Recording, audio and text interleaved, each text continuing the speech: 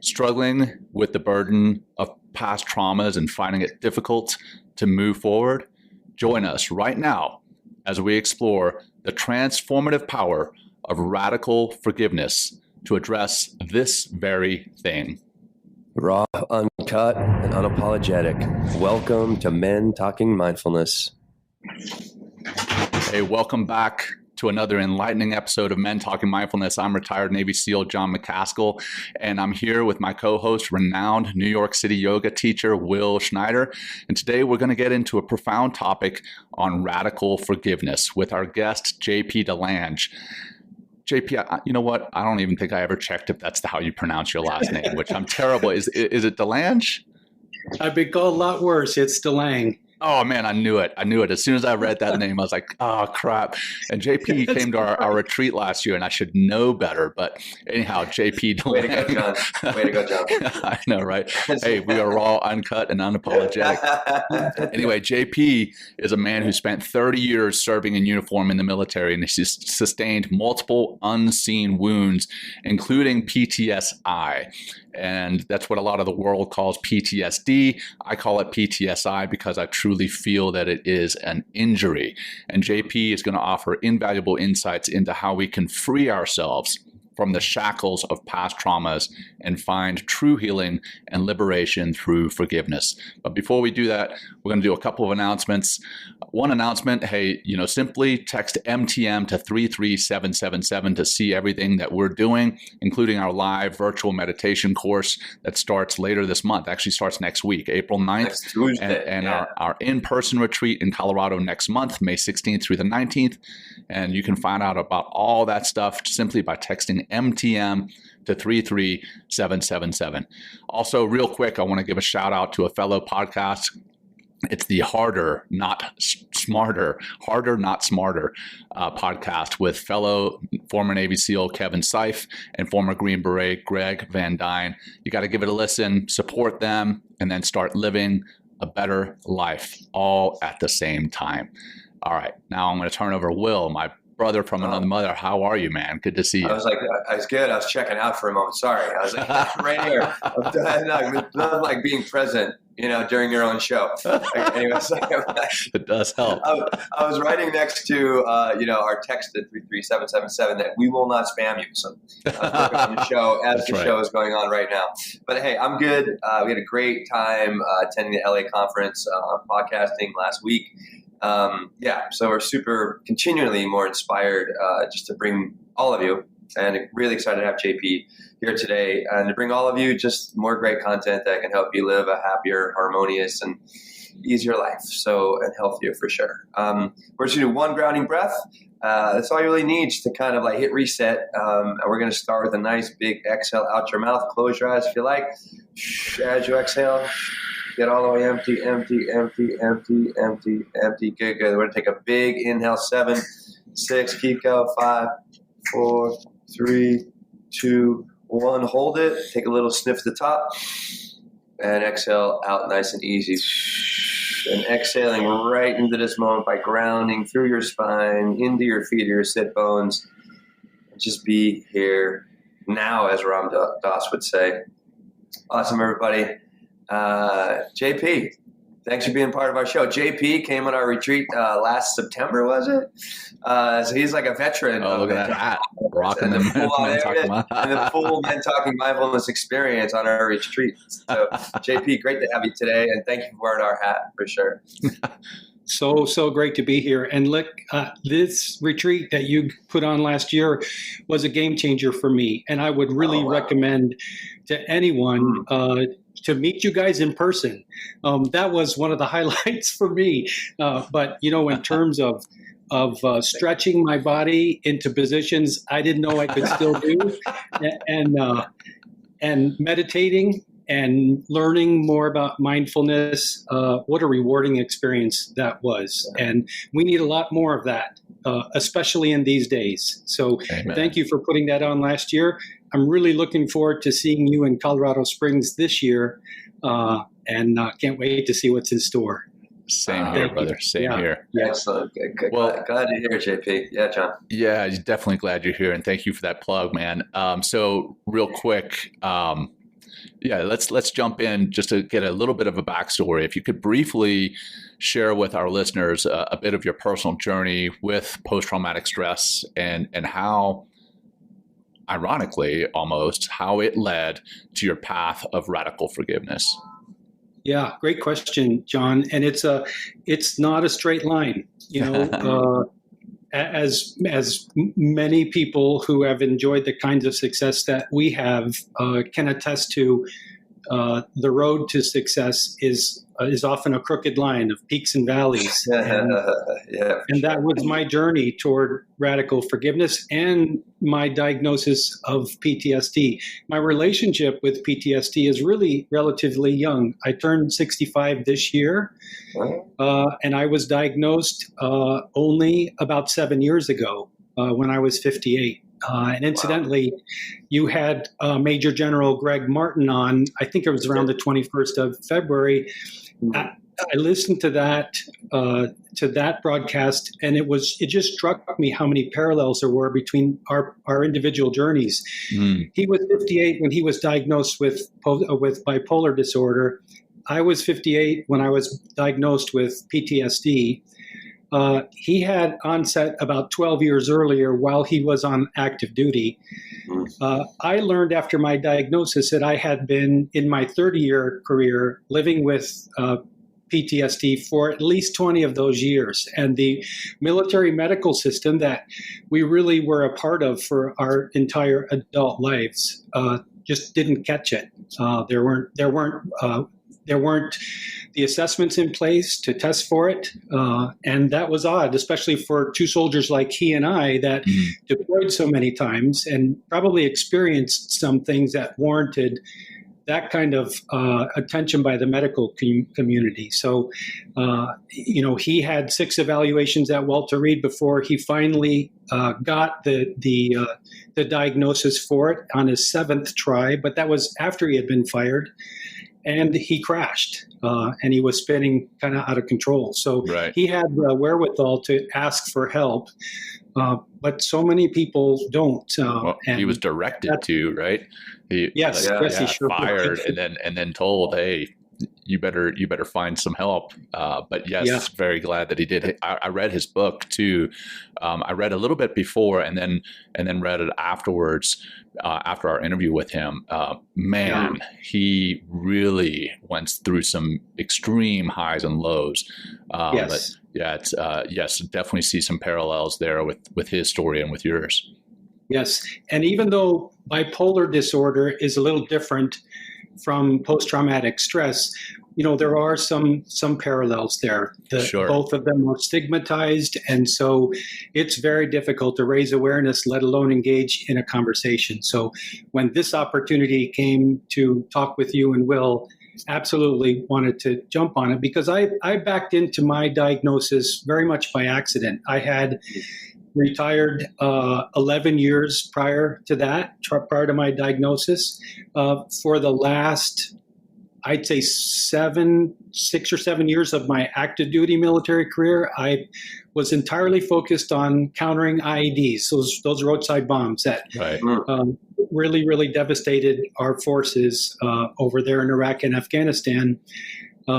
And I didn't understand the impact it was having on my life until 2017. I was watching a YouTube video, story of a Marine who'd been blown up in his vehicle with 3 of his comrades on board.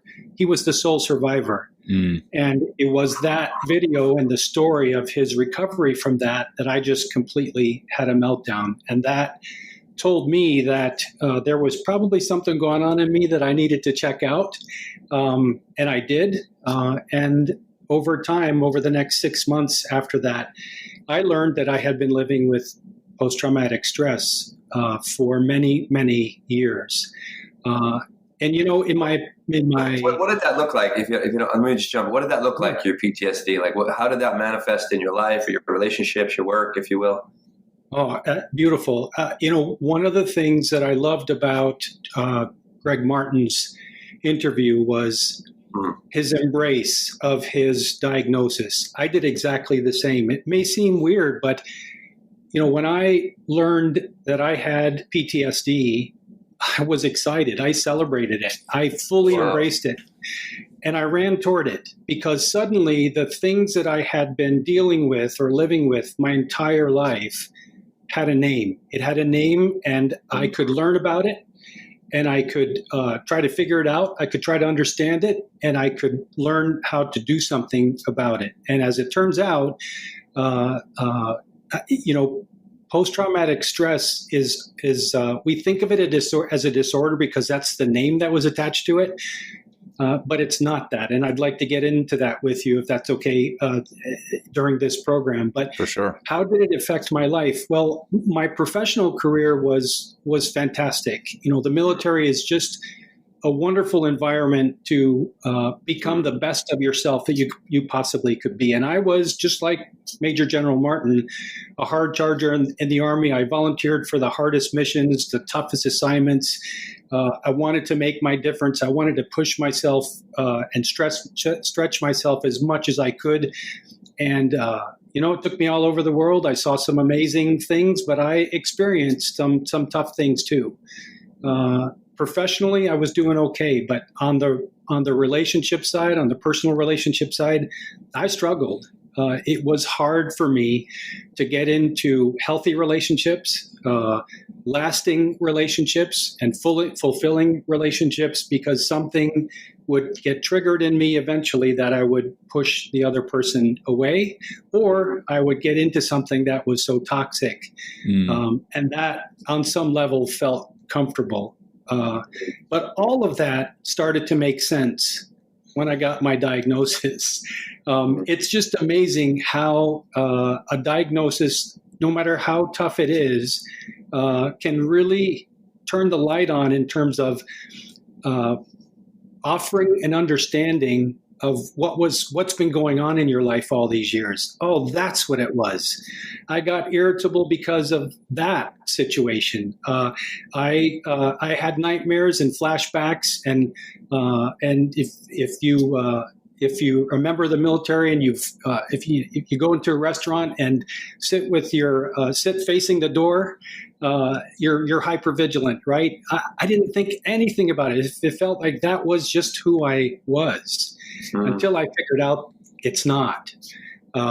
And so with that diagnosis, I happened to be introduced by my wife. She was out on a run and called me and said, "You've got to listen to this guy. His name is Colin Tipping."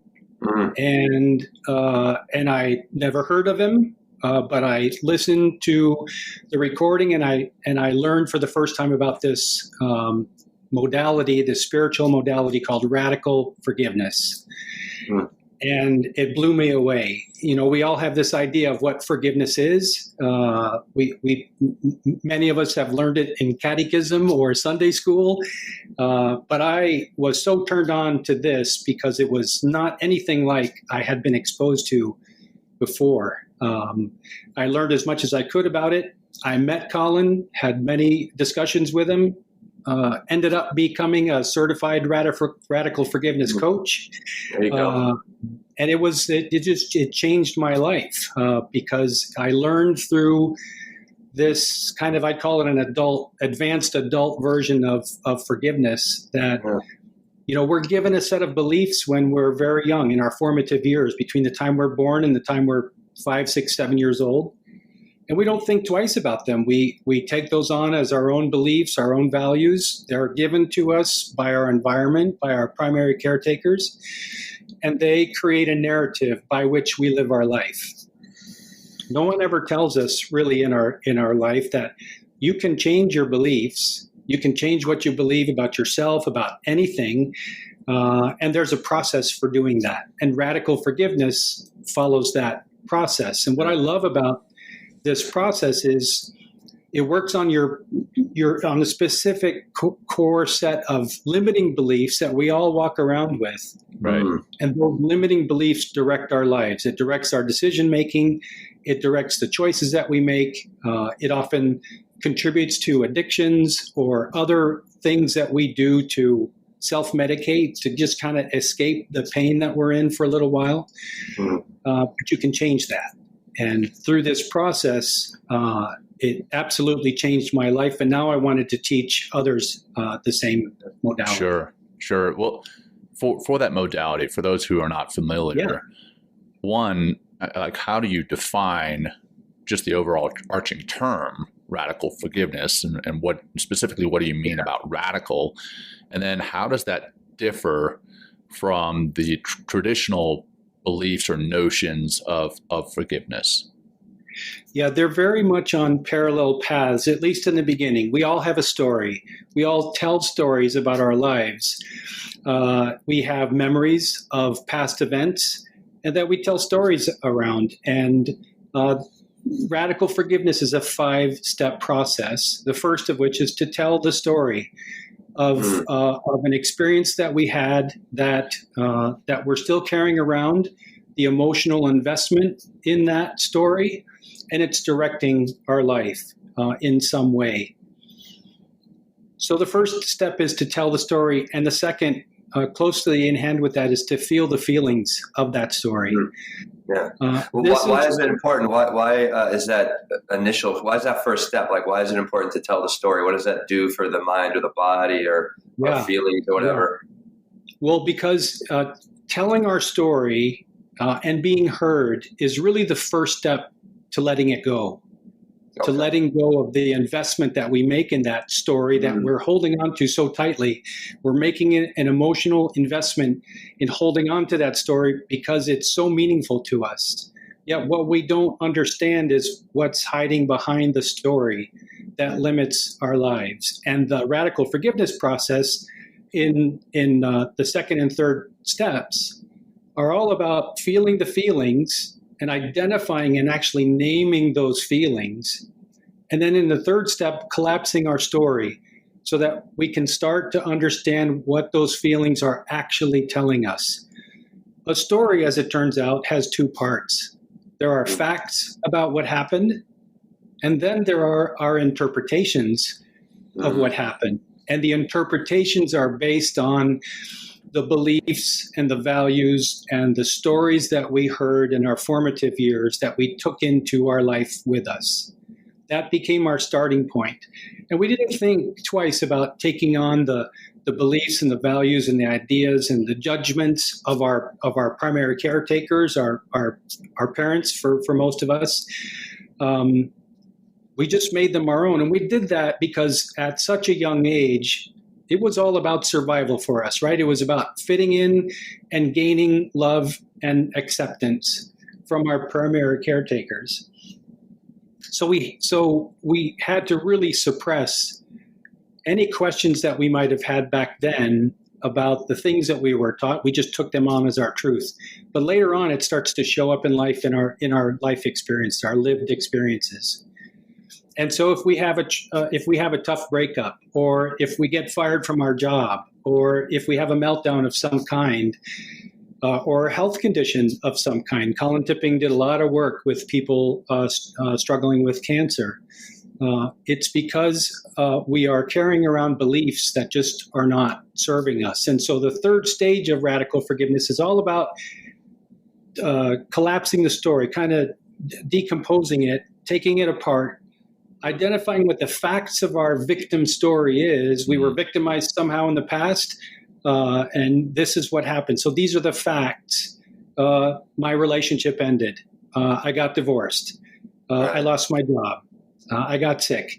And then there are our interpretations of what happened. And our interpretations are linked to those core limiting beliefs that we carry around with ourselves. I'm not good enough. I'm whatever the limiting beliefs are that are true for you, that are thematic in your life, that come up again and again. I'm too old. Yeah. I'm too young. I'm too fat. Yeah, this is the way things are, right? Resignation. Yes, the way things are. Yeah. Yeah. Yeah. And once you start to identify the core limiting beliefs that are driving that story, that narrative, then you learn you don't have to hold on to that. That's just an interpretation. And in fact, it's not true. It's not a fact, right? And therefore, if it's not a fact, then it's just an illusion. It's not true. And so that is by itself can be a breakthrough for a lot of people. And it was for me. I learned what my core limiting beliefs were. And then when I discovered I can change them, I can change what my core beliefs are and replace those limiting beliefs with something that's more aligned with where I am right now in my life and who I am and who I aspire to be. Then it's a matter in the fourth and fifth stages of reframing the story, learning the lesson from that past experience, and then integrating the new beliefs into every cell of your being to create a new narrative that guides your life. Wow. For the forgiveness, and we've talked about this on the show in the past a little bit, but just broadly, why is forgiveness so important for humanity as a whole? And then what does forgiving do for us psychologically, physiologically? What does it do for us? Yeah, the premise behind radical forgiveness is that all forgiveness is self-forgiveness. And I truly believe that. You know, we often go through life blaming others for our situations, for our lot in life, for why things are going on the way they are going on right now. Not knowing that there are lessons contained in those experiences that we are here to learn and to grow from. And by growth, I don't mean just growth as a human being. I mean, this is a process of remembering who we are, who were created as, and returning to that authenticity where we live our best life from. And so the whole idea of forgiveness and why we need it so much in humanity today is we're so busy pointing fingers at each other, not realizing that the blame game, whenever we blame someone else, we're really giving our power away. We're giving away the opportunity to heal ourselves, to heal from within, and to start seeing the world a little bit differently, as not as threatening and as something that we can embrace and serve on a higher level. Well, one thing I've really been hearing, I don't know why I know this term is called Omar Fati, love thy fate, right? Or accept thy fate. Like, why is this such an essential part of radical forgiveness? I mean, I guess it has something to do with obviously taking responsibility, but it's beyond just responsibility. It's just like, this is where I am. Could you just kind of walk us through, this piece of Omar Fati accepting the fate of where you are, what you are, and how things are going? Yeah, this is where faith comes in. And by that, I don't mean faith in a religious sort of way. It's very possible to have faith without any religious connotations. Any athlete, any elite athlete employs a lot of faith when they do their craft. Simone Biles, for example, when she's up on that balancing beam and does this backward flip, she has faith that beam is going to be there when her foot lands, right? Sure. So the same is true from a forgiveness standpoint. And this is where a little bit of the woo-woo part of radical forgiveness comes in. We love woo-woo. Yeah, But John didn't initially. I was the woo-woo guy, and I think John's a little more woo-woo than me now. I gotta say. Just kidding. Sorry. Yeah. Well, I've seen a lot of growth since the retreat last year, even. So. Awesome. There you go. No. So, the idea behind radical forgiveness is that we're all spiritual beings having a human experience in a human body. We were made perfect. We will return to where we came from before we came into this world. And that before we ever came here, we made a soul contract to come into this incarnation to experience certain things, to learn certain lessons. And we learn those lessons for the purpose of remembering who we are, remembering our divine nature, remembering really our perfection, our goodness, our authenticity. And we sign up for these experiences. Often we sign up with the people that we struggle the most with to have these experiences. And they're mutually beneficial for both of us. So, I'm not ashamed to say I had a relationship that ended. It broke my heart. It took a long time to recover from it. But that person and I, from a radical forgiveness standpoint, made a soul contract before we ever came here saying, wouldn't it be nice to have an experience where you get your heart broken and then you can figure out who you are in that process and come back and become a radical forgiveness coach and serve others to learn the same kinds of things. There you go. Right. I like it. And so we come and we fulfill that soul contract because there is a divine nature to us. I firmly believe that. Yeah. That is fully in charge, that is fully intact. And that is unharmed by anything that we experience in our physical life, in our physical incarnation. And so we're here fulfilling that contract with each other and ourselves to become a better version of ourselves. Yeah.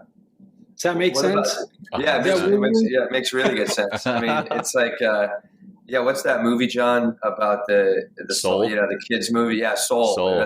I've been thinking about that the whole time. You've been talking about. Have you seen that, JP? I have. Yeah. Oh, Pixar, right? It's very, very, Pixar. very true. Fantastic. Yeah. And even I studied Joseph Campbell for a while, and he talks about some stuff like this. It's like, when we come back, or if reincarnation's real, whatever, like we come back and now we're here to do something else. We're here to walk on a different path, in a different form, but also here to achieve, greater happiness, greater, contribute to the world, and, eventually, live into Atman, or live into Nirvana, or live into, full liberation over time, over lifetimes as well. So, let's go deeper into that energetic level. Like, so this is where the forgiveness really begins and ends and starts and rewires, is at this energetic soul level. Can you just, you kind of talked about faith a little bit and divine intervention, if you will, or kind of divine connection to all things, and how divine, kind of works with us, for us, and is always there. So to talk about like the energy part, like why is it on that level and not just dealing with, the story in your head and just kind of deconstructing it? Yeah, because the story is simply a story. It's something that we can easily intellectualize without attaching emotion to it. But that's where we kind of stray off the path that we're intended to be on, because our emotions play such an essential role in our life. They're our guidance system, really. And I don't really subscribe to the idea of negative and positive emotions.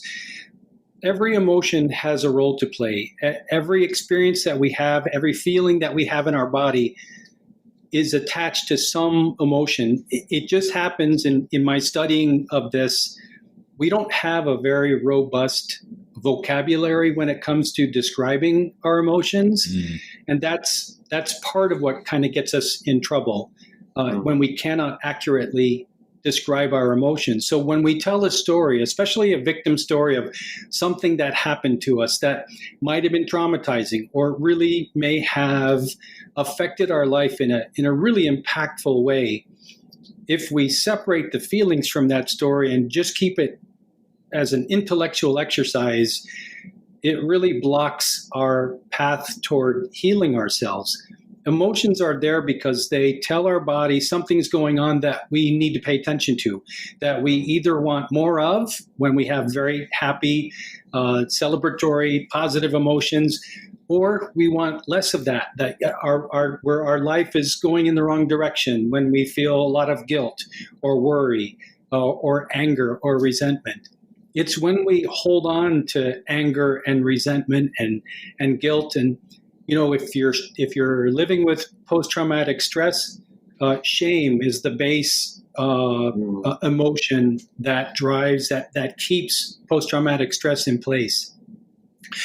All of those emotions have a role to play. They're valid and they're meaningful, but we're not intended to hold on to them. We're intended to pay attention to them, deal with the situation, and dispose of them as quickly as possible, because our natural state is happiness.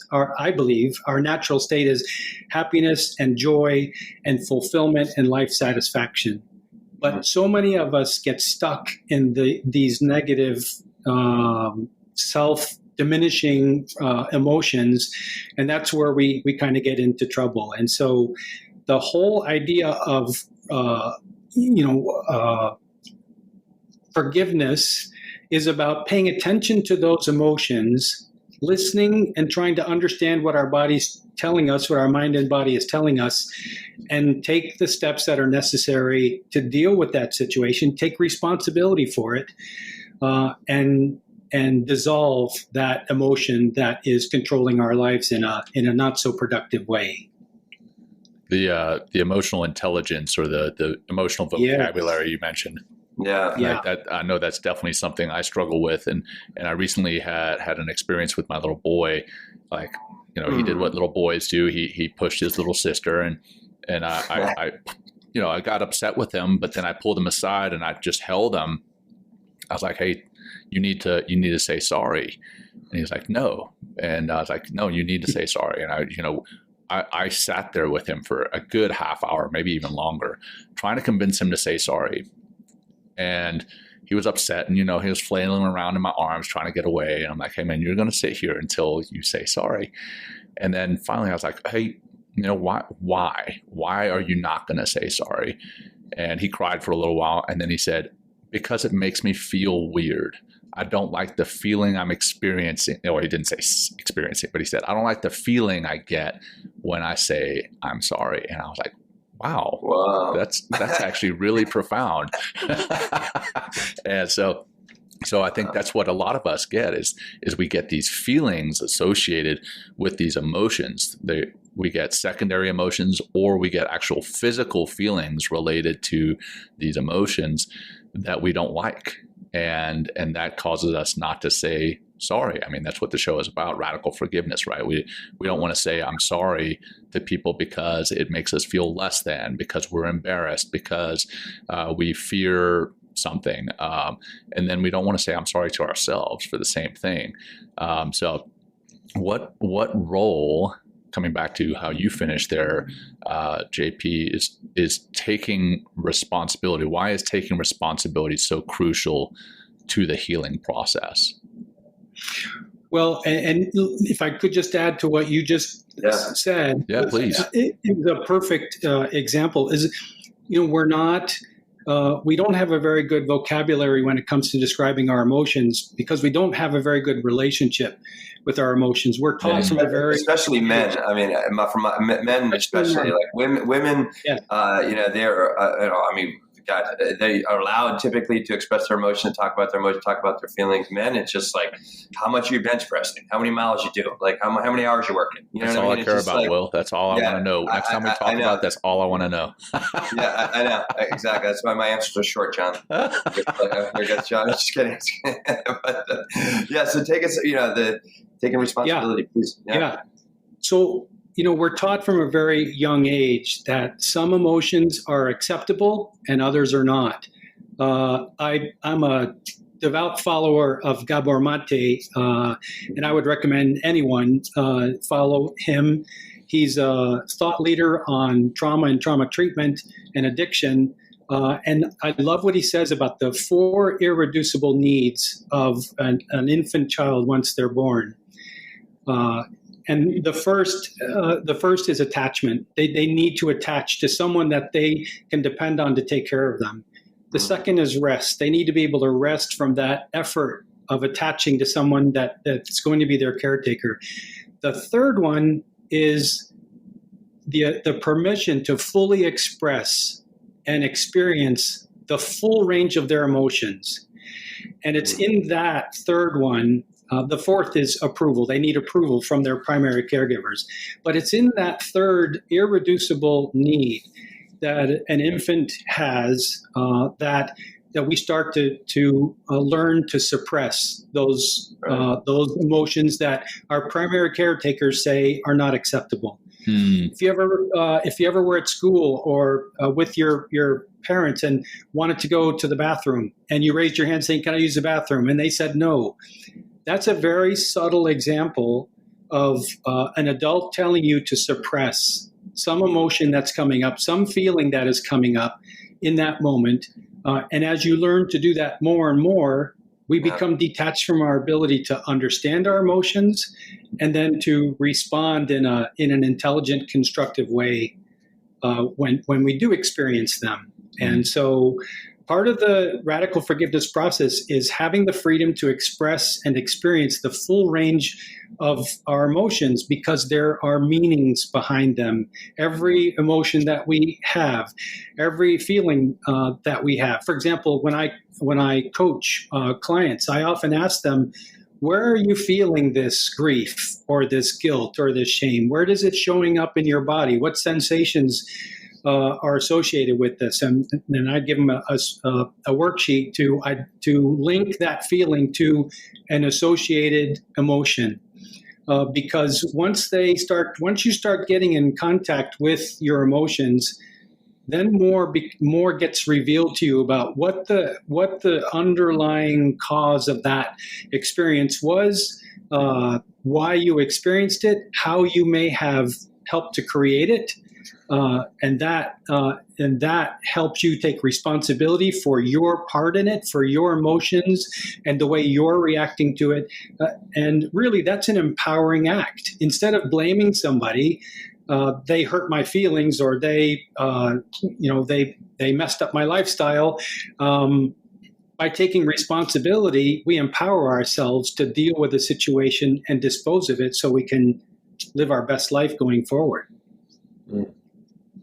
I have in the notes here, by sitting in this energetic, like this we're kind of captured by the story, right? And that story captures our feelings, it captures our mind, and we just keep kind of rolling through, the same experience all the time, like playing. We're going to talk about victimhood in a little bit. I have it on the notes here, but just kind of playing the victim and being the victim.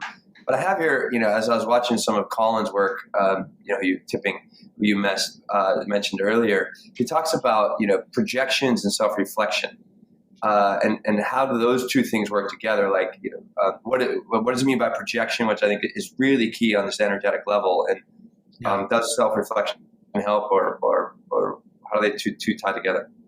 Yes. Well, self-reflection comes in very handy when we're projecting, and we don't know when we do these things. These are just methods that we have of avoiding confronting really ourselves ultimately about why it is that we're holding on, that we're investing energetically. That we're investing in the emotions and the victimization of the stories that we're holding on to. And humans use different ways to avoid confronting themselves. Projection is one. Mirroring is another.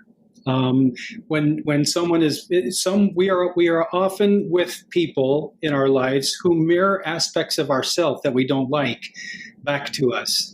Whenever we're judgmental about somebody, whenever we have something critical to say about someone else, chances are very good that they are mirroring back to you an aspect of yourself that you are not congruent with.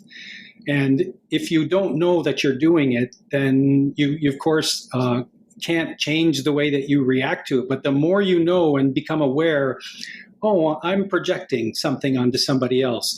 I feel uncomfortable about a certain situation, and I'm going to blame somebody else for it, or I'm going to make somebody else responsible for it, for the way that I feel. And they're going to be the ones that are responsible for helping me feel better, and it never works. It just is a recipe for perpetual disappointment in life. And it's when we start to recognize that, hey, I'm projecting. or just making the people that other people are aware, hey, why are you projecting this on me?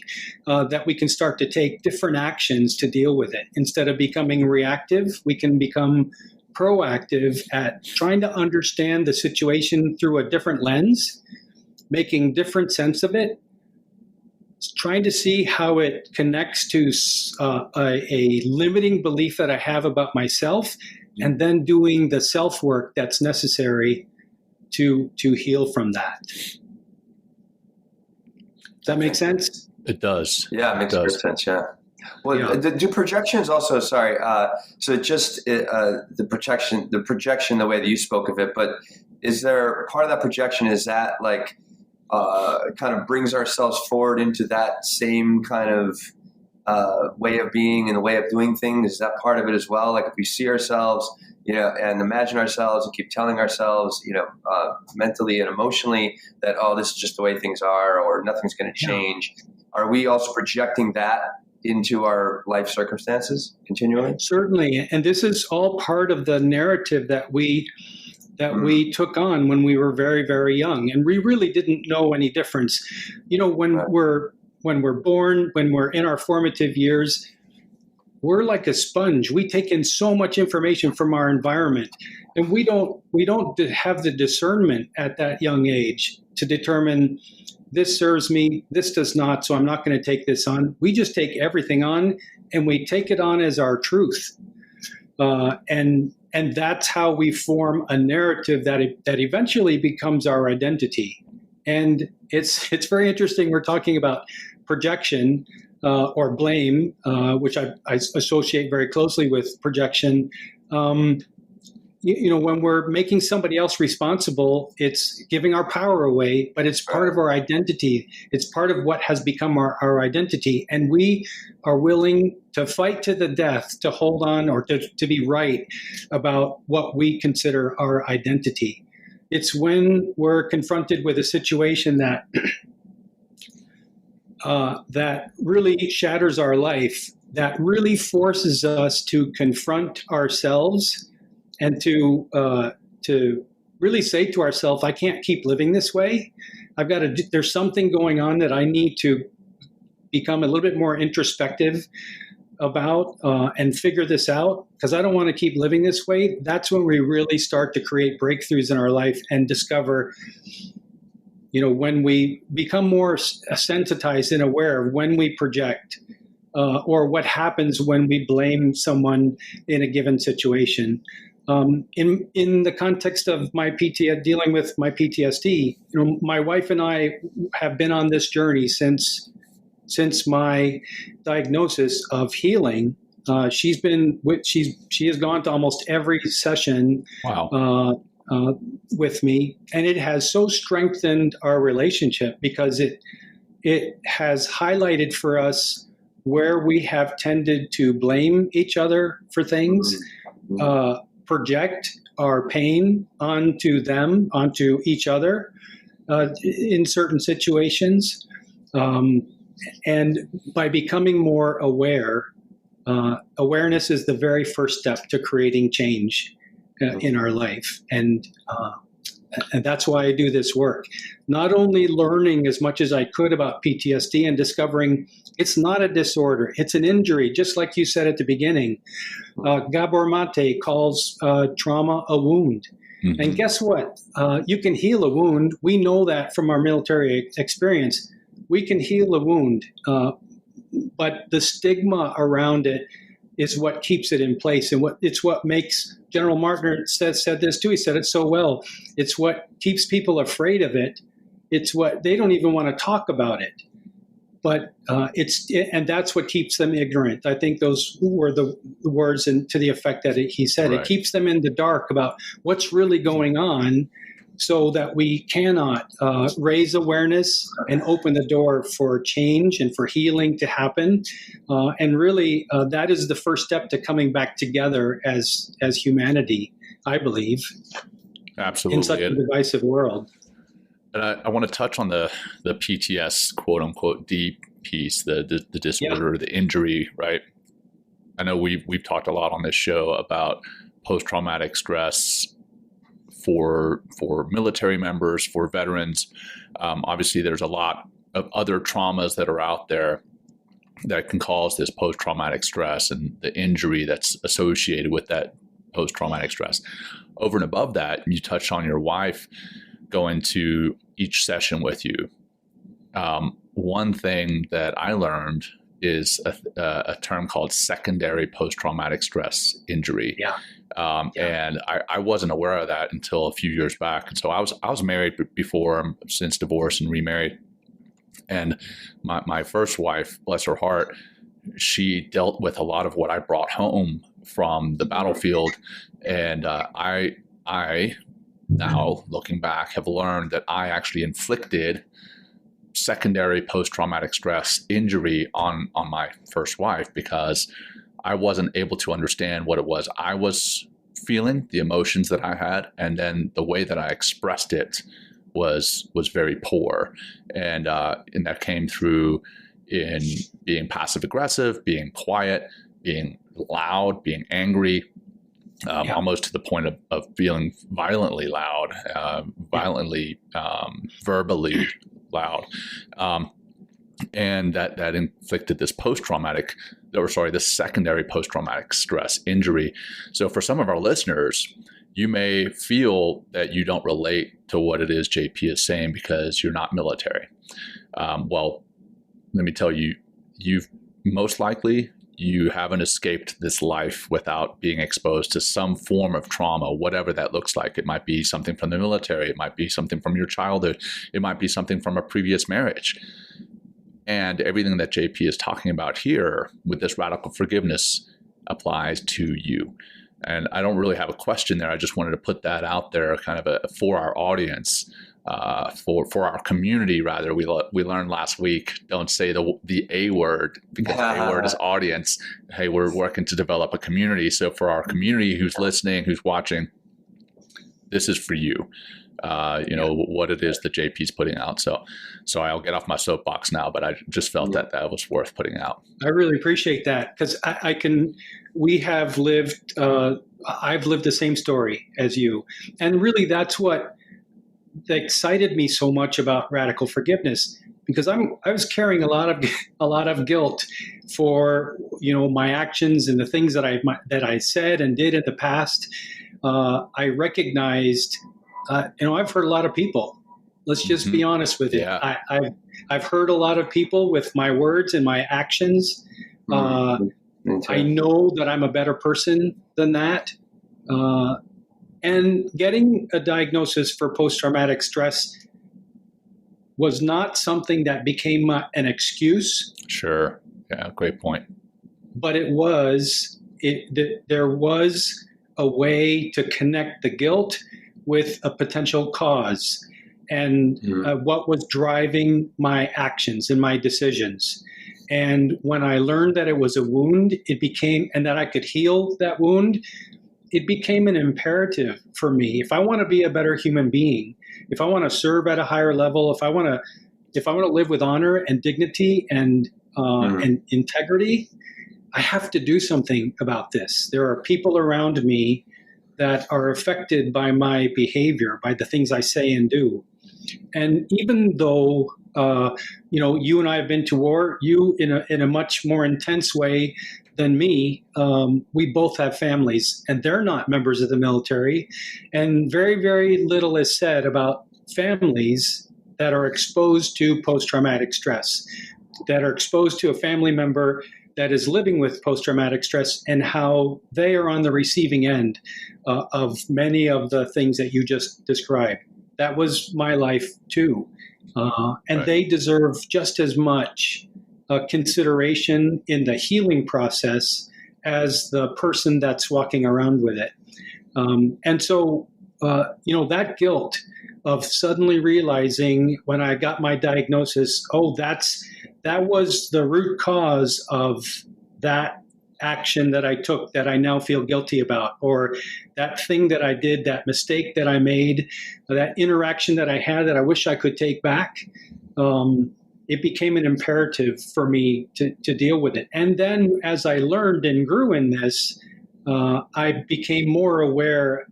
There isn't a lot of awareness training, awareness talk to raise awareness around what trauma really is and how we should be thinking about it as a society. I believe, for example, it's an epidemic in our society.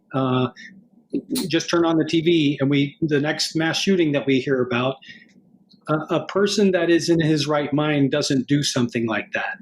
I believe most of the people that do that have been traumatized in one way or another, and they are acting out. And I believe we've got to start thinking differently about that in our society today to bring about change. Like Teresa Larson, our business partner and friend, she always says that with things like that and with our physical ailments, we need to get upstream, right? Like not address the symptoms, but find out what is causing those symptoms. Get to the root. Get to the root, right? The root cause. And I mean, what you just addressed with the mass shootings, we talk about, one, I don't want to give a blanket forgiveness for people who are doing that, right? But at the same time, their mental health is suffering, obviously, but what caused that? Was it bullying at school? Was it something, in their childhood, in their family? Something caused that.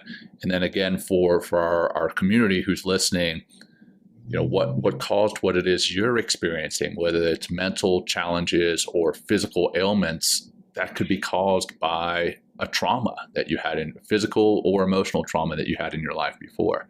So again, no question there. I'm just talking a lot on this episode. Well, good. May I say one more thing to add to that? Please. And this doesn't get a lot of airtime either.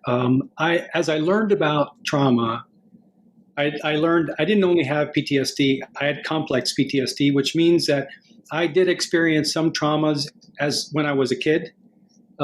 And I got interested in that. And as I studied more about trauma, I discovered a type of trauma called generational trauma. And that is the wounds of one generation being passed to the next generation.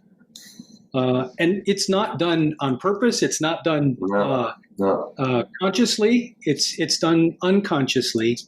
It's that narrative that we form in our formative years, right? That becomes our identity. It's got traumatic wounds in it that we take on as our own. It forms our belief in ourself, our identity, and we repeat the same things that happen to us. Right. We learned about that quite a while back on another episode, and something that really blew my mind is that it can be passed genetically. Like if a mother is exposed, epigenetics, through epigenetics, if a mother is exposed to extreme trauma when she's a young girl, that can be carried in her body, and she can pass that to a child without ever saying anything about it. She can pass the physical and emotional challenges that she's experienced to her child genetically, which is just mind-blowing to think about, but it also makes sense when you do think about it. It does. Think about it from the context of our lives in serving in the military and deploying into combat areas. When we experience an intense event, could be an IED blast or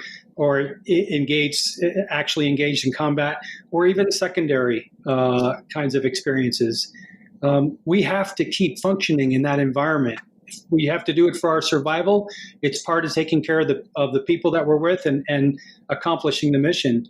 Well, what do we do when that happens? We normalize what happened by suppressing the emotions around it, because trauma is really about an experience that we have that is so emotionally overwhelming that our body can't handle it. It's like our circuits will get blown if we have to deal with it that moment. So we suppress it. We normalize it in order to keep functioning in that environment.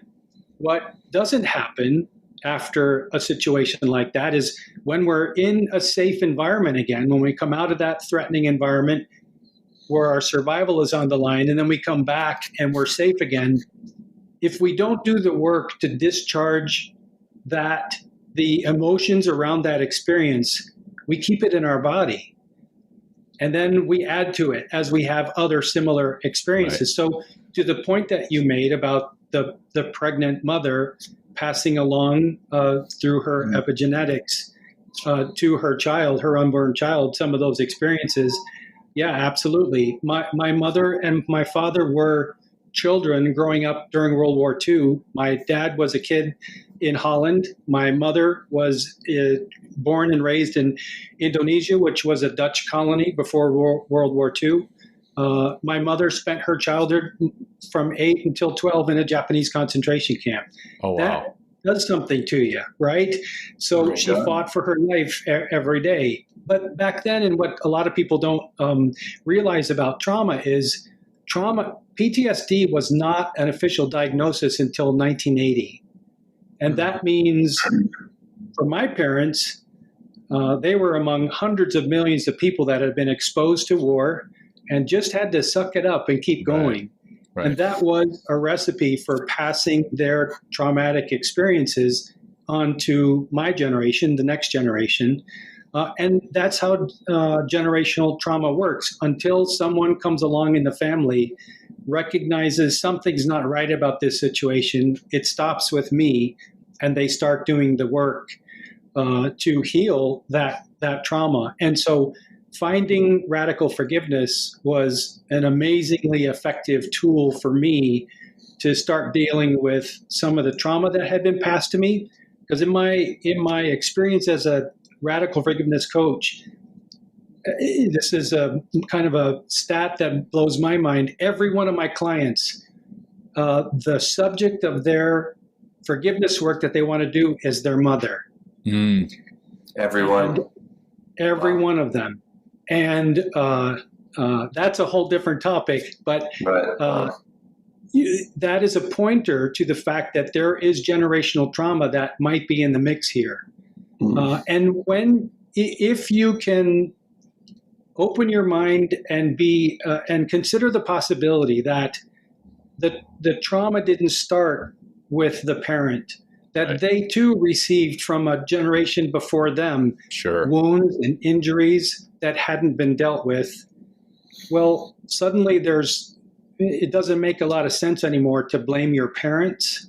And that opens the door to taking responsibility for your life, no matter what happened in the past, and doing the work now in the present moment to disinvest that emotional, that around you, to disinvest from that story that you've been holding on to and the emotional investment that you've made in it, and holding on to the blame and anger and resentment to the perpetrator of what happened to you.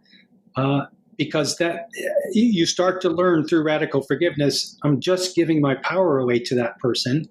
I'm not able to live authentically. I'm not able to heal. And the more energy I'm spending on that, the less I have in the present moment to create my future with.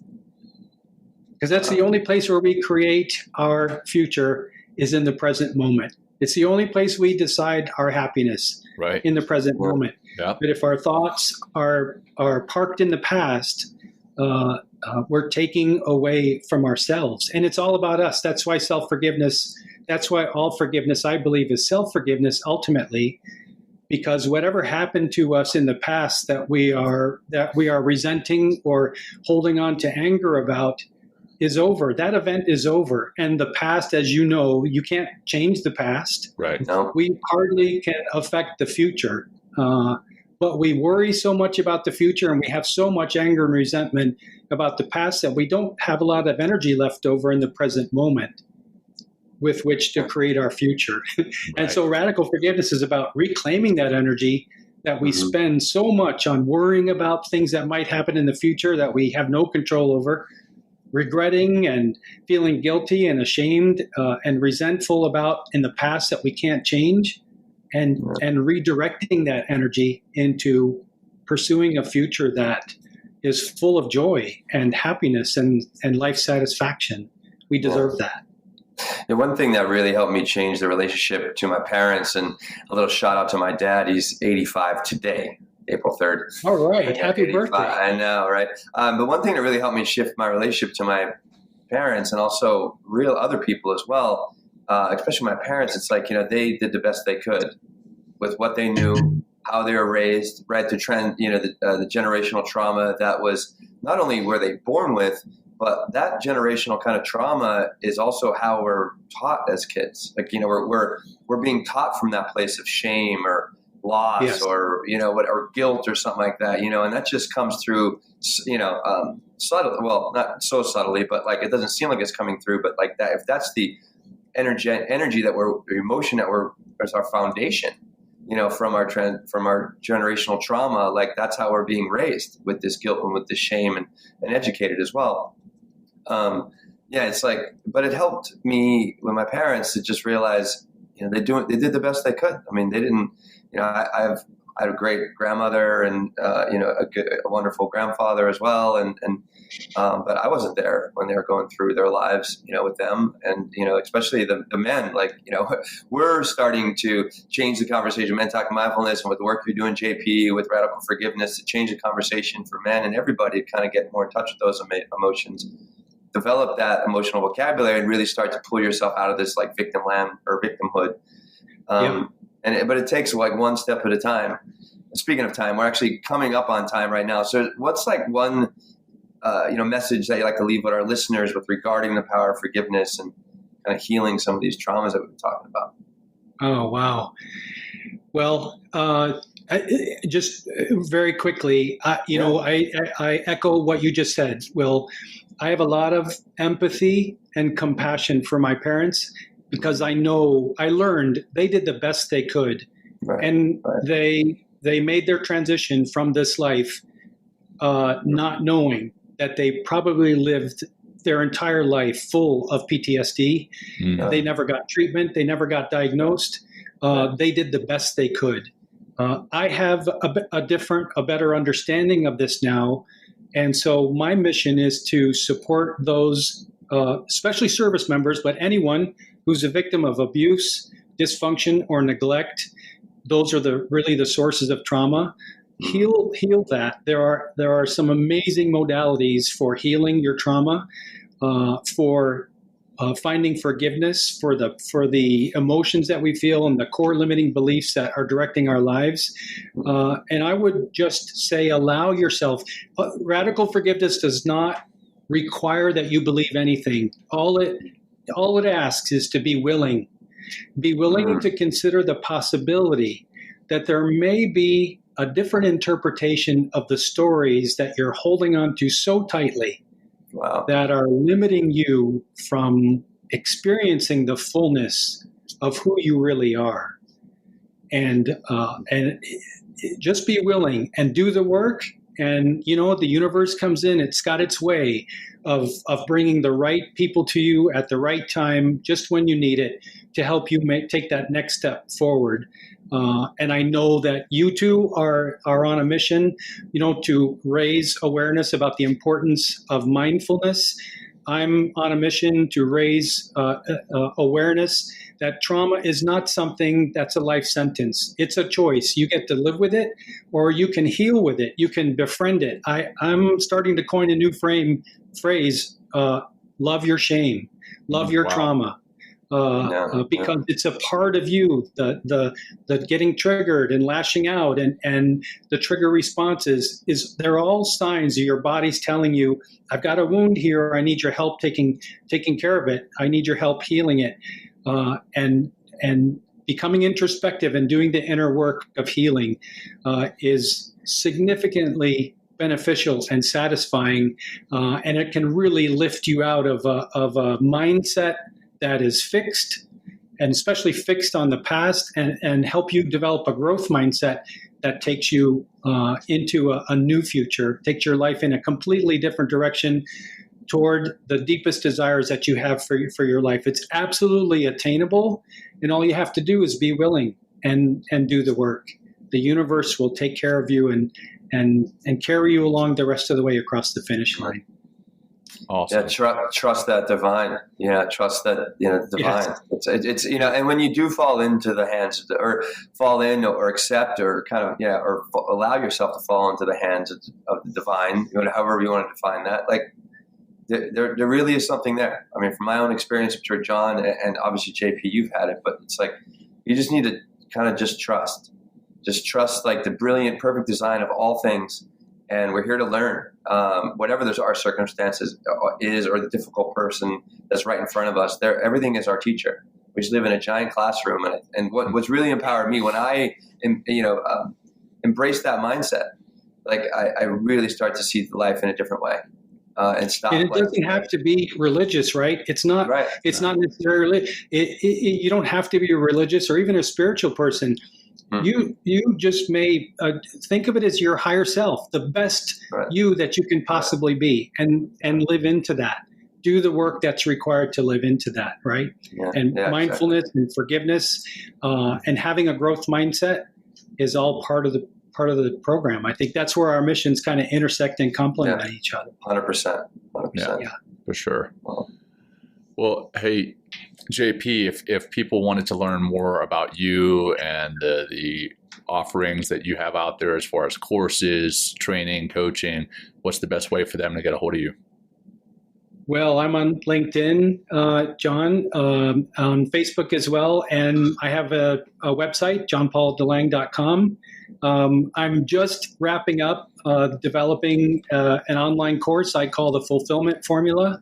I believe that it's going to be a game changer in terms of helping participants identify their deepest desires and doing the work of creating a growth mindset, making peace with their past, envisioning the life that they want to have, and then developing the skills that they need to actually make it a reality in their life.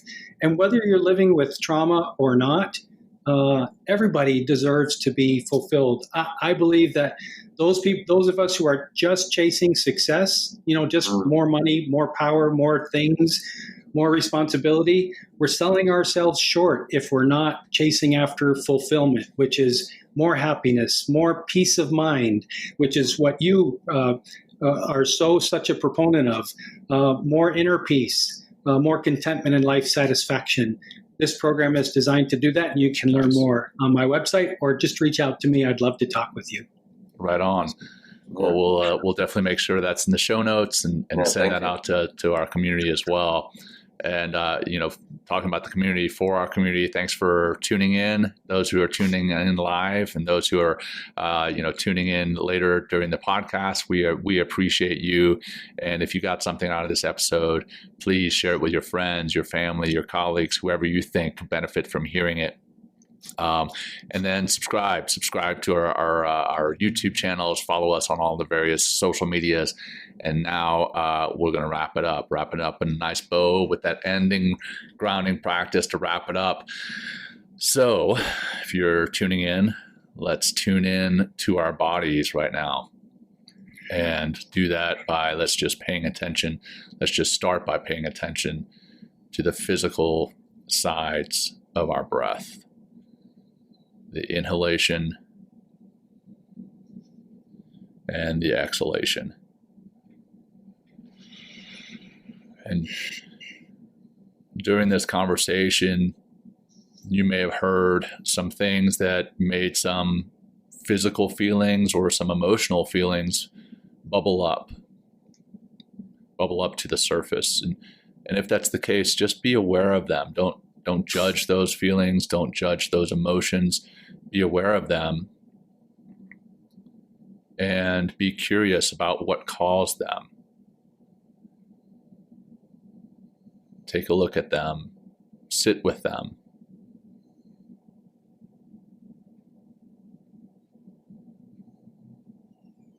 And just soften your mind and your heart about these feelings and these emotions.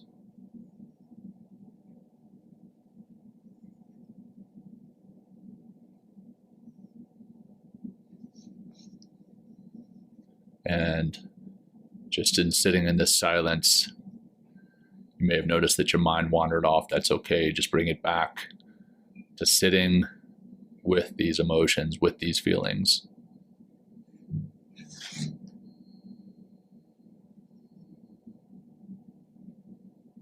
Now we'll start to wrap it up.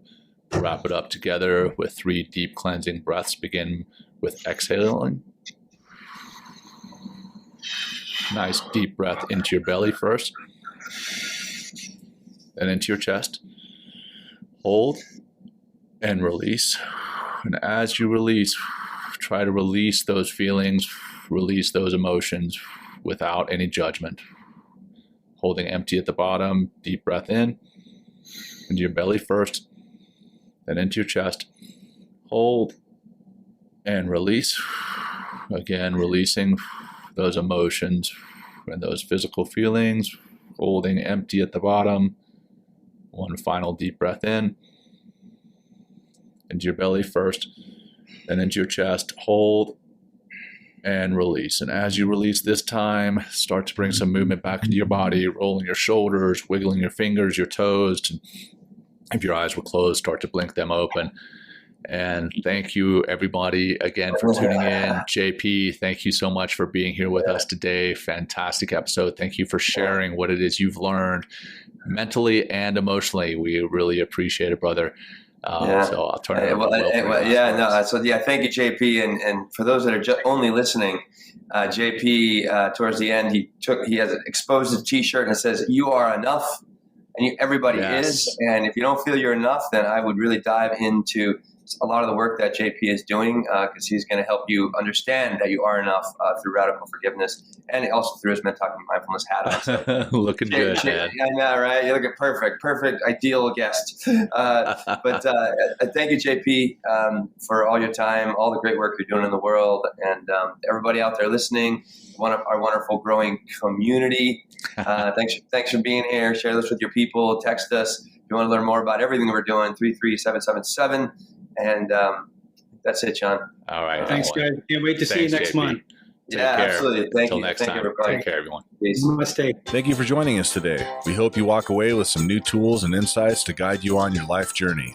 New episodes are being published every week, so please join us again for some meaningful discussion. For more information, please check out mentalkingmindfulness.com.